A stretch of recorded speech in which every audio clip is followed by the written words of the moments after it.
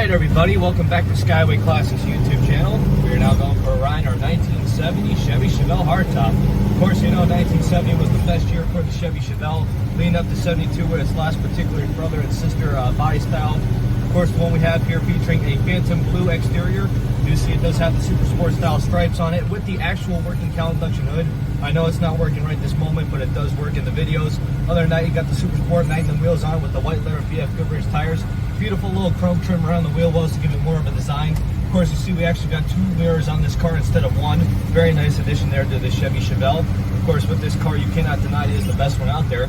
I excuse myself for whatever is going on here. This is very awkward.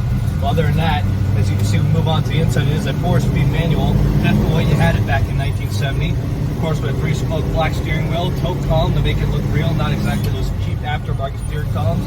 Other than that, coming across the dash, you can see we have the appropriate cluster here with the tack, not the gas gauge like they stole out of the old Monte Carlos.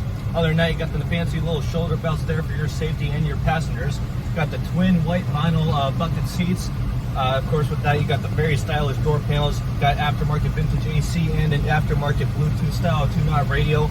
Underneath, you can see we also have some aftermarket gauges there to provide better accuracy for your ride. Of course, the back seat is just as beautiful, and in fact, I'm surprised no big boy has been sitting back there. But of course, back in the day, the only real purpose of the back seat of a 70 Chevelle was you know what. Of course, not meant to say on a video. But anyway, summing it up, underneath the hood, featuring a 454 big block Chevy engine, included with headers, a very good, stylish setup.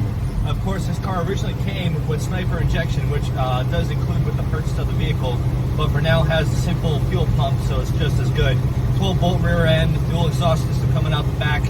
Truly a good ride you're going to get for a 70 Chevelle. Definitely better than those swooping Cybertrucks you see driving around, because this is true horsepower, ladies and gentlemen. But as for now, though, it is time to get it turned around and up on the lift. So if you have a moment, folks, please stay tuned with us to see the underneath.